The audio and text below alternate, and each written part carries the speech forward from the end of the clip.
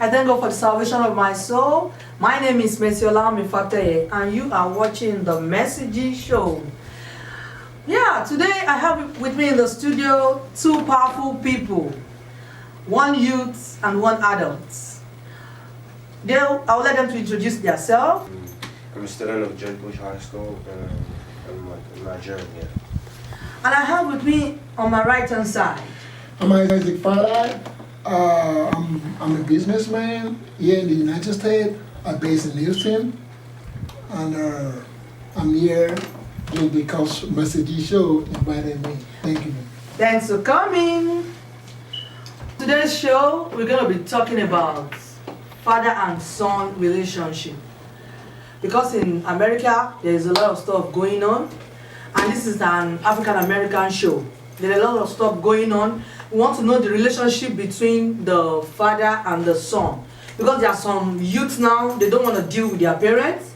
Some of them don't even want to have anything to do with their parents. So I want to know, what is the real cause of this? What are the things that the father can do to bring the son relationship bonded, and what can the son also do? So let me start firstly with Mr. Isaac. Thank you, man, for that question. There's a lot of stuff we all can do to take care of our kids, but because everything is, I can say the world is changing, so the kids or the children tends to move with the world. But if the world is changing, we as a parent, we don't have to, or we don't need to change with them. We must still maintain our discipline in the house and do the right thing so that they can have a better future. Oh, okay. So let me go to Caleb. You're in high school, right? Yeah. Okay. So what causes I know your dad is at home, right? So what causes the bonding between you and your dad? Why is the bond not there? Because I can hear, especially so many high school students, they'll be like, my dad pissed me off, my dad did this. So what are the reasons that cause all these things? They're not patient. They have to see things from a point of view. They have to understand things. They have to be patient. They don't have to just rush into things every single time. Like my dad, I don't know, he just jumps into conclusion. He doesn't let me explain what happened. They just tend to react immediately. They don't have time to see things from our point of view, and that would not makes the bond solid as it's supposed to be. Oh, okay. So they're not patient. Yeah. Can you say something on that, sir, Mr. Isaac? He said the parents, the dad, is not patient. And the word patient, what can you say to that? Really, from his own point of view, I might not maybe really get what he's trying to say though. Because I don't know what he meant by being patient. Like he said something like, oh, is there just jump to conclusion? Yeah, a mature father or a mother, they can't just jump into conclusion like that. Something has to be, maybe they have seen one or two things before they jump into conclusion. But nowadays, because of the peer group pressure from our kids, this kid, they don't even respect their dad, their mom no more. So, like me, I have a father, I got 4 kids though. So, that's nice. Before I jump into conclusion, I try to study my kids. So I know what they can do, I know what they cannot do. If I start seeing any sign that, oh, maybe they're up to something, then I'm gonna get on them. Oh, okay. If you start saying something, you can get on them. Because I noticed something. We are from, let's say we the parents. I'm married too, and I have kids. We are from Africa, and we know the way we do it back then in Africa. As in, if you can remember, when we're still going to school, when we're young, the way our parents talk to us and stuff. But I find out here in the United States, is a little bit different. Like their law, you can't beat, you can't spank, you can't do all sorts of things. But I don't know, maybe like some kids will tell me, Auntie Mercy, oh, my dad did this, my dad spanked me, my dad can't slap me, if he does this, I'm gonna report. But back then, in our own days, it wasn't like that. And I find that one of the major things that caused this uproar, or this that mix up with that separate the bonding. They were telling me about the high school move thing, like the phone now. Some kids complain that their father talks a lot about them being on the phone, even though when maybe it's very hard for you to see a father and a son sit together and talk. They're always on the phone. They're always on the phone. They're always on. I don't know why. Yeah. So let's go first. You asked me about over here because of the law, because of maybe the policy here in this country, in the United States of America. Yeah, people don't get to school or to beat up their kids. But back home, like you said, that we used to do that. You know, let me tell you something. Fine, in the United States where we are today, they got policy, they got a law that you must not beat up or whatever their kid. I'm gonna tell you, man. I'm gonna tell you, most of the kids. Let me use the white one. Most of them in school, they beat up their kids. They do beat up their kids. If everything is not by you killing them, everything is not through them. Yeah, you can just spank them. You can do one or two things just for them to know, like a correction back home. You know, in Africa, you know, we normally misuse our opportunity. So some parents they beat up their kid until they pass out or they pass away. So they really beat them up until they pass out, they pass away. In that situation or in that environment, you know, but I don't support that though. But over here, I can tell you, it's very good to beat up your kid. Not that to the point of death or to the point of passing out. That's it. So what I'm really saying, I'm not trying to bring religion to this, but for my own part of religion, that I believe that that even my Bible tells me I should train up a kid in the way of God, so that when he or she is old, he's not going to depart from me. Yeah, I understand you. Caleb, like what? Okay. Let me ask you this: what kind of punishment do you think maybe like parents can inflict on son to correct them? In what way can they correct you without shouting? Because I know a lot of Nigerian parents, they shout a lot. A lot of African parents, they shout a lot. So what do you think they can do to you guys without going through all those stuff and you guys will hear what they're saying? I think they can take up their phones. Maybe just take up their phones for like 2 days, like a week or something like that. They can restrict us from going out to meet our friends to play basketball. And will you like that? I don't know, it's just, you deserve it. If you do something wrong, then you know the punishment after. You don't have to spank your kids. There's a lot of ways you can discipline a child without like beating the child. I mean, I just think, from my perspective, I just think that parents should like be calm. They should not, I don't know, like spank the kid every time, like every day. Like they take up the phone, they can restrict them from going out, playing basketball, playing soccer and all that. That's just for my part. Okay, we're gonna go on a break right now and we'll be back. Thanks for watching. Okay, there's this topic on ground that has been troubling a lot of people. They want to know more, they want to hear more. That's why we're bringing the youths and the dad. Thank God I know you're married and you have kids, right? Okay, I want to ask this way. What causes the problems between, let's say like between your, do you have a teenager, at least, I know you will have been involved with teenagers and stuff like that. What are the real cause of maybe like the parents and their kids? Because I'm hearing that some kids are saying, my dad does this, my dad does that. There's no that bonding between the father and the son relationship. It depends now. You know, I can tell you that there are a lot of fathers and mothers. We're really talking about the father, or we're talking about both? Let me say the parents. Oh, I get you, man. Yeah, I can tell you that everything depends on either the parent or the kids or the children. Yeah, yes. Some kids can be complaining about their parent that they did this to me, they did that to me, and I can tell you that most parents or some parents, either here in the United States or back home in Africa, they have a good time with their parent though. So everything is not perfect in any environment though. Everything is not perfect. So Caleb, let me ask you, what do you think causes the maybe like the separation between like you and your dad or something? What are the causes of all these things? Mainly, I think the way to relate with the kids, the way they don't.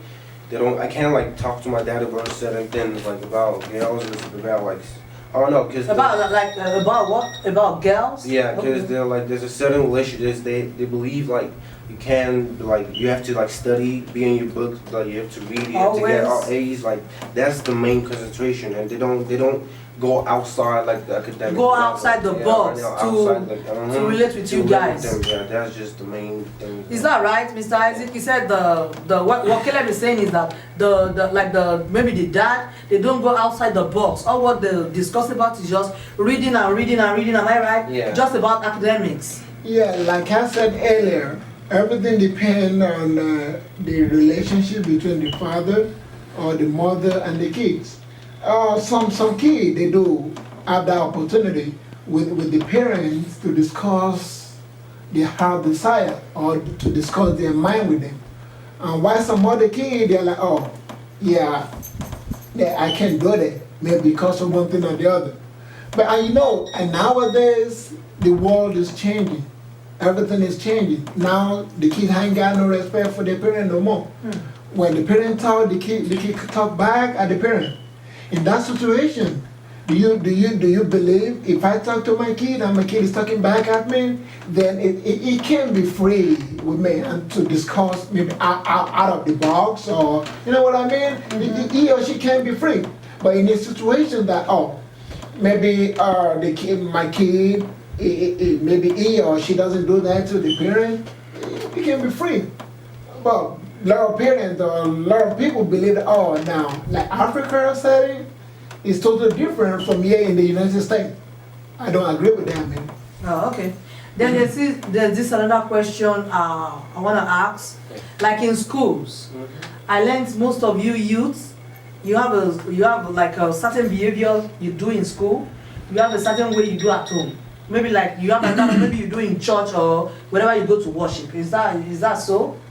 Yeah, I tend to agree with that because the way you find yourself, you try to adapt to the environment like that. If you're in school, you're not lonely, you're not preaching about the gospel and all that because you're going to be the odd one out of the group. You have to relate with all of your friends the way they act. So if you preach it if you preach about the gospel in school, you're going to I'm just saying you can do it, but you can't do it like every single time. Like they can't like identify you like this is a church girl, this is a church, not like that. You have to relate with your friends, you have to behave the way they act, like they're going to treat you differently. Yeah. But what about at home? Because what I'm trying to say is we have some like some kids, maybe like the way they dresses or stuff like that. Okay. There are different personality entirely when they're in school. When they're at home, like they are different. Maybe like when they're in church or somewhere too, they are different. Are you like that? Why is it I'm not like like that. I'm just saying maybe they're trying to fit in with the friends and all that. They're trying to fit in with like what the friends are wearing, they know the parents are not gonna allow at home, so like they tend to like go change or maybe in school and talk. I don't know, but I'm not like that. But you should know. I think maybe some of your friends can be doing like that too in school. No, I don't have friends that act like that. But I'm just saying that. Based on what I see in like school sometimes, based on what the parents they don't like, tend to agree with, they go in school and because the parents are not there, so you can do whatever you want to do. So like it's not. I don't think. Okay, let me go back to Mr. Isaac. I have a question for. Oh, you want to say something? Yeah, let me say something about that. Most of the parents, I can say, sometimes parents fault because the parents ain't got no time to take care or to look after or to watch what their kids are doing. Like you said, I was being opportunity sometimes to go to teach in one of the schools here in Houston. Okay. Is it a high school? Yeah, it's a high school though. Oh, okay. What really happen is that now you know what? Sometimes some of them, the way I see them in the morning, maybe when they just got into the school, towards the end of the day, before they leave back home, I see that they've already changed their uniform. I don't really know the reason. Excuse me, do they do like that? Not this is keeping real. We're keeping it on this show. Maybe don't be scared. Do they do you like that? Maybe some of them, yeah, I think. Some of them does like that. Yeah, I think so. Okay. So like What is happening? Why I try to maybe talk to some of them, they're like, oh, some they just laugh it out, like, oh, they don't. But to me, sometimes it's different because here in the United States, the story is totally different from back in Africa. Up here in the United States, the parents maybe they get up to work like 4 a.m. They don't even have time for them to look up. When they're on the way, they don't have time to look up, go to the school, call the teacher. But here in the United States, everything is different though. You can get access to everything about your kids. Either their education, either their grade, you can get to talk to the teacher, you can get to do many things. So you can like be back to back, keep calling the teacher. They don't, no problem with that. They are not tripping about that.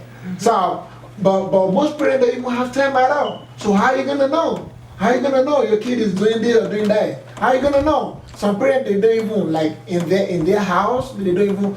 It's very good for the parents to go up into your kid room and check. If you like the mom, maybe the dad, just bump into their room behind them and look up what they're doing. If this comes down to their neatness, some are so dirty in the house. And why? Because the parent ain't got no time for them. So it's really happening that, yeah, and that one you can't say it's parent fault. I mean it's parent fault. It's not the kid fault sometimes. So that's why I can say about that, man. Okay, thank you. Do you have something to say on that, like the dressing and stuff like that? Even some guys too. Some guys dress in a very indecent ways. I don't know about. Because you see because where we come from, Mr. Isaac, you can attest to this. Where we come from in Africa, we have